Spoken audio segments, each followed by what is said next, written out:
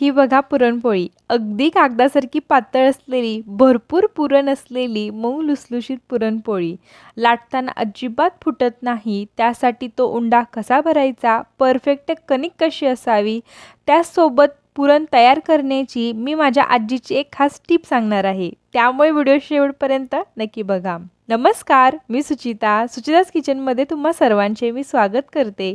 तुमची पोळी लाटताना फुटते का? पुरण बाहेर येते? मग हा व्हिडिओ खास तुमच्यासाठीच आहे.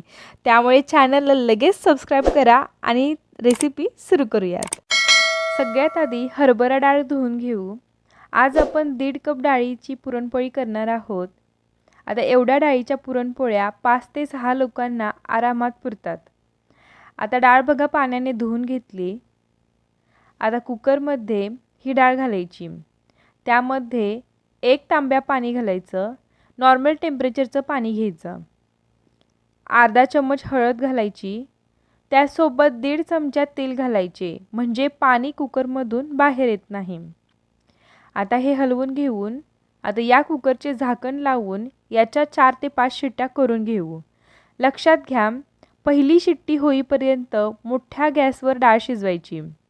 पहिली शिट्टी झाली की मग गॅस कमी करायचा आणि कमी गॅसवर 4 शिट्ट्या करायच्या, म्हणजे डाळ एकदम मऊसूत शिजली जाते. आता डाळ शिजते तोपर्यंत आपण कणिक मळून घेऊ. त्यासाठी इथं मी परातीमध्ये 4 कप गव्हाचे पीठ घेते, कारण 1.5 कप डाळीसाठी त्याच कपने 4 कप गव्हाचे पीठ आरामात पुरते. आता हे प्रमाण तुम्ही लक्षात ठेवा, नाहीतर लिहून घ्या, म्हणजे जास्त प्रमाणात पोळ्या करताना हे प्रमाण तुम्ही बघून डाळ पीठ वाढवू शकता. आता यामध्ये चवीनुसार मीठ घालायचं आणि पाव चम्मच हळद घालायची, म्हणजे पोळ्या छान पिवळसर रंगात दिसतात. आता यामध्ये थोडे थोडे पाणी घेत पीठ मळून घेऊ. बघा, पीठ मळून झाले आहे. आता यावर झाकून असेच 1 तासभर ठेवू, म्हणजे पीठ छान भिजले जाईल. आता कुकरची पण वाफ गेली आहे. बघा, डाळ पण बघा छान मऊसूत शिजली आहे. अजिबात कच्ची नाही, संपूर्ण शिजली आहे. आता ही डाळ गाळणीत गाळून घेऊ. तर डाळ गाळून झाली. आता हे गाळलेले पाणी असेच ठेवायचे. याला येळवणी असं म्हणतात. आता हे येळवणी आपण आमटीसाठी वापरणार आहोत. तर येळवणीची आमटी कशी करायची हा व्हिडिओ तुम्हाला पाहायचा असेल तर आपल्या चॅनलवर दिला आहे. एकदा जाऊन तुम्ही रेसिपी नक्की बघा. आता डाळ गूळ सोबत परतायचे, म्हणजेच या डाळीला चटका द्यायचा. त्यासाठी डाळ त्याच कुकरमध्ये घेऊ. आता गूळ घालताना जेवढी डाळ घेतली आहे तेवढाच गूळ घ्यायचा. आपण 1.5 कप डाळ घेतली तर 1.5 कपच गूळ घालायचा. आता हे मिक्स करून गॅसवर ठेवू. हे आता मध्यम गॅसवर डाळ गूळ परतून घेऊ. बघा, गूळ संपूर्ण विरघळलाय. हे आता पातळ झाले आहे, म्हणून घाबरायचं नाही. हे हळूहळू घट्ट होत जाते. आता मोठा गॅस करून हे आपण शिजवून घेऊ. फक्त मध्ये मध्ये हलवत राहायचे, म्हणजे खाली डाळ चिटकत नाही आणि करपत नाही. हे बघा, पुरण आता बघा घट्ट झाले आहे. लक्षात घ्या, आता पुरण हे तयार झाले आहे. हे कसं ओळखायचं, तर असे उलटणं मध्ये रोवलं तर ते तसंच उभं राहतं, ते पडत नाही. याचा अर्थ आपलं पुरण तयार झाले आहे. आणि जर उलटणं रोवून पण ते पडले तर पुरण पातळ आहे असं समजायचं आणि पुरण परतण्याची आपल्याला अजून गरज आहे. ही टिप नक्की लक्षात ठेवा. आता पुरण ताटात काढून घेऊया. या कुकरमध्ये पुरणाची चाळणी ठेवून पुरण आता वाटून घेऊ. पुरण वाटण्यासाठी असं फुलपात्र घेऊन हे पुरण वाटायचे. बघा, काय पटपट पुरण खाली पडतंय. आता हे पुरण वाटून झाले आहे. आता यामध्ये बघा 1 चम्मच सुंठ पावडर घालून हे हाताने मिक्स करून घेऊ. तर आता पुरण आपले हे तयार झाले आहे. तोपर्यंत आपली कणिक पण बघा छान भिजली आहे. यावर आता 1 चमचा तेल घेऊन कणिक मर्दून घेऊ. तर पुरणपोळीला जशी कणिक मऊ हवी आहे अगदी तशीच कणिक बनली आहे. तर बघा, कणिक छान मऊ मळून घेतले. आता बाजूला ठेवून साईडला ह्याच्या गव्हाचे पीठ घेऊ.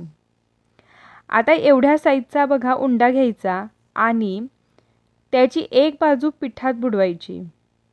आता जेवढा उंडा घेतलाय त्यापेक्षा जास्त पुरणाचा गोळा घ्यायचा, अशा आकारात घ्यायचा, म्हणजे असे पुरण उंड्यात दाबता येते। बघा कसे पटपट पुरण उंड्यात बसले। आता उंडा मिटवताना असा गोल गोल फिरवत उंडा मिटवायचा आणि जास्तीची जी कणिक असेल ती तिथेच मिटवायची। बघा या पद्धतीत उंडा भरला तर पुरण अगदी पोळीच्या काठोकाठ जाते आणि पोळी अजिबात फुटत नाही, कारण उंडा कसा भरतो यावर पोळी आपली अवलंबून असते।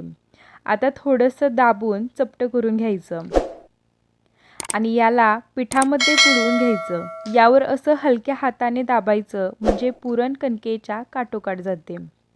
आता थोडं पिठात बुडवून घ्यायचं। याला आता अगदी हलक्या हाताने लाटायचं, जेवढं सरकते तेवढी या पद्धतीत पोळी लाटायची। नंतर अशी लाटून त्याचे काठ सडकत पोळी पातळ लाटायची। बघा छान अशी सगळीकडून पातळ पोळी लाटलेली आहे। आता पोळी भाजून घेऊ।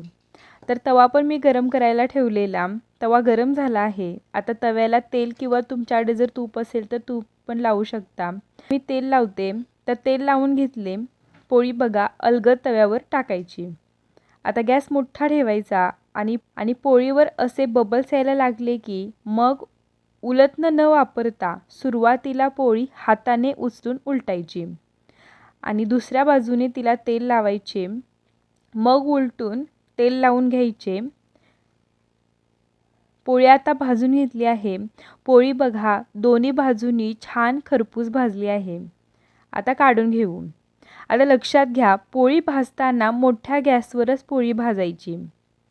तर आता याच पद्धतीत बाकीच्या सर्व पोळ्या आपण करून घेऊ।